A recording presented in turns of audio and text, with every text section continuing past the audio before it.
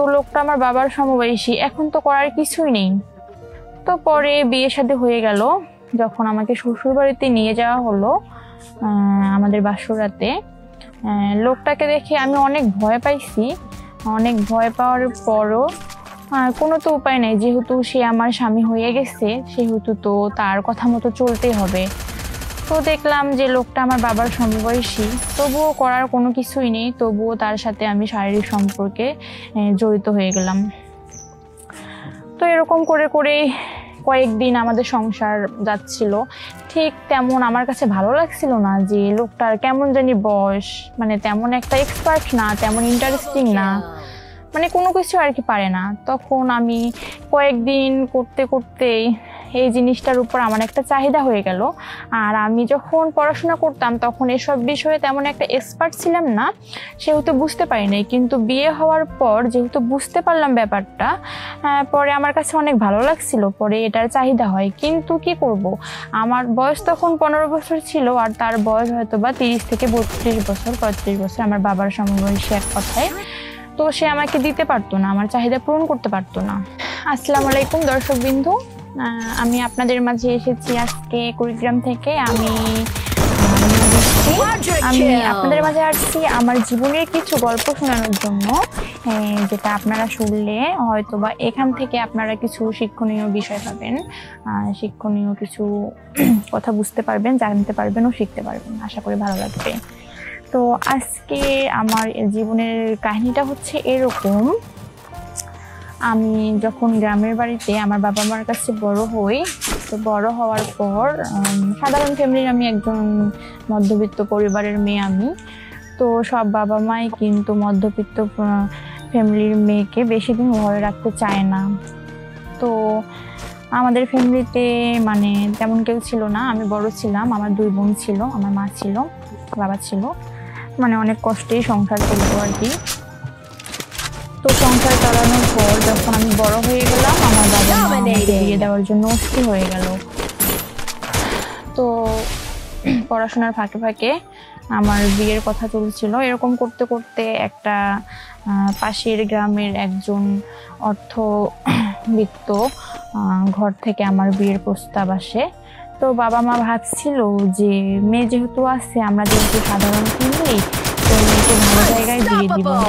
এরকম অবস্থায় আমার বাবা মা রাজি হয়ে গেছিল। কিন্তু লোকটার যে বয়স বেশি ছিল আমি সেটা বুঝি নাই, আর সেটা দেখিও নাই।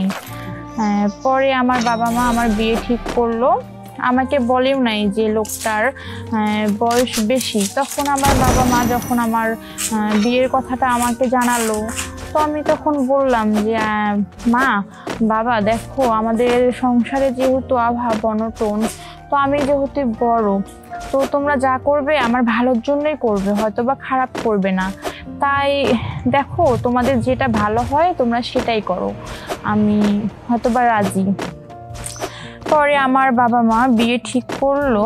বিয়ের সময়, বিয়ে হওয়ার দিন আমি দেখলাম লোকটা আমার বাবার সমবয়সী। কারণ বিয়ের আগে দেখতে চাইলাম না, কারণ আমার বাবা মার ঘাড়ে ডিপেন্ড করলাম, আমি বাবা মার উপরে ছেড়ে দিলাম যে বাবা মা যা কিছু করবে হয়তো আমার ভালোর জন্যই করবে। তো এরকম অবস্থায় যেদিন বিয়ে হলো, বিয়ে ঠিক হয়ে গেল, বিয়ের দিন বরযাত্র আসলো আমাকে নিতে। ঠিক সে সময় আমি দেখলাম যে লোকটা আমার বাবার সমবয়সী। তো লোকটা আমার বাবার সমবয়সী, এখন তো করার কিছুই নেই। তো পরে বিয়ে শাদী হয়ে গেল, যখন আমাকে শ্বশুর বাড়িতে নিয়ে যাওয়া হলো আমাদের বাসরাতে, লোকটাকে দেখে আমি অনেক ভয় পাইছি। অনেক ভয় পাওয়ার পরও কোনো তো উপায় নেই, যেহেতু সে আমার স্বামী হয়ে গেছে সেহেতু তো তার কথা মতো চলতেই হবে। তো দেখলাম যে লোকটা আমার বাবার সমবয়সী, তবুও করার কোনো কিছুই নেই, তবুও তার সাথে আমি শারীরিক সম্পর্কে জড়িত হয়ে গেলাম। তো এরকম করে করে কয়েকদিন আমাদের সংসার যাচ্ছিল। ঠিক তেমন আমার কাছে ভালো লাগছিল না যে লোকটার কেমন জানি বয়স, মানে তেমন একটা এক্সপার্ট না, তেমন ইন্টারেস্টিং না, মানে কোনো কিছু আর কি পারে না। তখন আমি কয়েকদিন করতে করতে এই জিনিসটার উপর আমার একটা চাহিদা হয়ে গেল। আর আমি যখন পড়াশোনা করতাম তখন এসব বিষয়ে তেমন একটা এক্সপার্ট ছিলাম না, সেহেতু বুঝতে পারি নাই। কিন্তু বিয়ে হওয়ার পর যেহেতু বুঝতে পারলাম ব্যাপারটা, পরে আমার কাছে অনেক ভালো লাগছিল, পরে এটার চাহিদা হয়। কিন্তু কি করব, আমার বয়স তখন 15 বছর ছিল, আর তার বয়স হয়তো বা 30 থেকে 32 বছর 35 বছর, আমার বাবার সমবয়সী এক কথায়। তো সে আমাকে দিতে পারতো না, আমার চাহিদা পূরণ করতে পারতো না। পরে এই অবস্থায় আমি কি করলাম, আমার এরকম করতে করতে যখন আমি পরিচিত হয়ে গেলাম তার গ্রামে, তো তার বাড়ির পাশে এক ভাইয়া ছিল, দেখতে অনেক সুন্দর, অনেক এক্সপার্ট। হ্যাঁ, তার সাথে আমার সম্পর্ক হয়ে যায়। সম্পর্ক হওয়ার পর তার সাথে সম্পর্ক হতে হতেই আমাদের ভালো একটা আন্ডারস্ট্যান্ডিং হয়ে যায়। তো সেহেতু আমার স্বামী যেহেতু পারতো না, আর একটা মেয়ের জীবনে এটা যেহেতু একটা চাহিদা, বিয়ে হওয়ার পর এটা কিন্তু একটা অনেক বেশি চাহিদা, হয়তোবা সবার জীবনে, সব মেয়ের জীবনেই। তো আমার বয়স্ক স্বামী যখন অটো চালাতো, তো প্রায় প্রতিদিন অটো চালাতে যাইতো আর রাতে ফিরতো। এই অটো চালাতে গিয়ে হঠাৎ করে এর মাঝে অটো চালাতে যায়, আর এর মাঝামাঝি সময়ে ওর বাড়ির পাশের ওই ভাইটার সাথে আমার সম্পর্ক হয়ে যায়।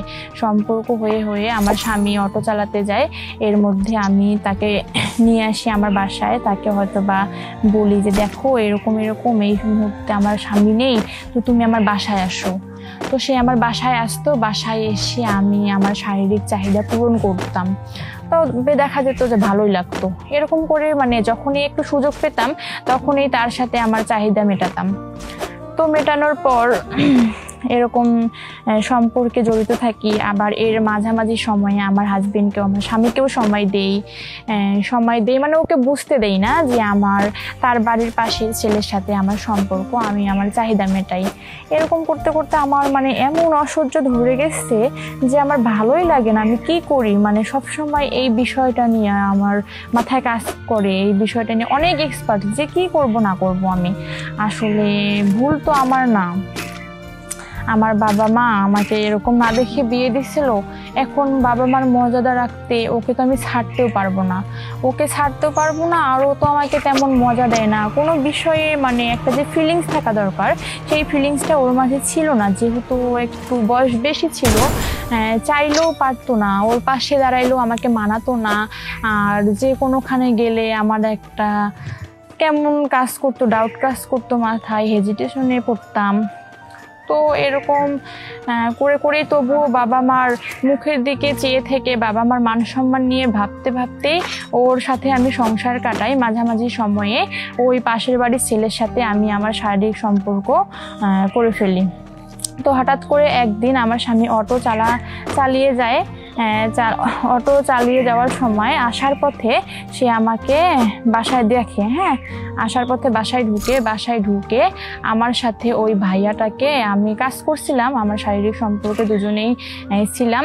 পরেও বাসায় আসানোর পর আমাকে দরজা খুলতে বলে, দরজা খোলার পর ওকে আমি আমার খাটের নিচে ঢুকাই রাখি। তখন আমার স্বামী আসার পর দেখতে পায় নাই। তারপর আমি বের হওয়ার সময় পরে দেখতে পাই যে আমি হচ্ছে এক ছেলেকে খাটের নিচে ঢুকাই রাখছি, পরে বাইর করে দিচ্ছি। পরে আমাকে জিজ্ঞাসিল যে বৃষ্টি, ছেলেটা কে? পরে আমি স্বীকার করি নাই। তখনও বুঝতে পারছি, ও বুঝতে পারে আমাকে আর বাসায় রাখে নাই, আমাকে ডিভোর্স দিয়ে দিচ্ছে। তখন আমি ডিভোর্স দিয়ে দিচ্ছি, তখন তো আমি ওর বাসায় থাকতে পারবো না। তখন আমি আমার গ্রামের বাড়িতে যাই বাবা মার কাছে যাওয়ার পরে যখন বাবা মা সব ঘটনাগুলো শুনে তার জামাইয়ের কাছ থেকে যে ব্যাপারটা কি, পরে আমার জামাই সব কিছু বলছে আমার বাবা মারে যে ব্যাপারটা এরকম। তখন আমার বাবা মা আমাকে আর বাড়িতে রাখে নাই। যে আমার বাবা মা বলছে যে তোর মতো মেয়ের আমাদের দরকার নাই, যে আমাদের মাথা নত করে দিচ্ছে। পরে আমার বাবা মা এক সময়ে আমাকে বাড়ি থেকে বের করে দেয়। এরপর আমি ঢাকায় আসি। ঢাকায় আসার পর এখন আমি ঢাকা মগবাজারে আছি, এখানে একটা ছোট্টখাটো জব করতেছি। আশা করি একা জীবনে অনেক ভালো আছি।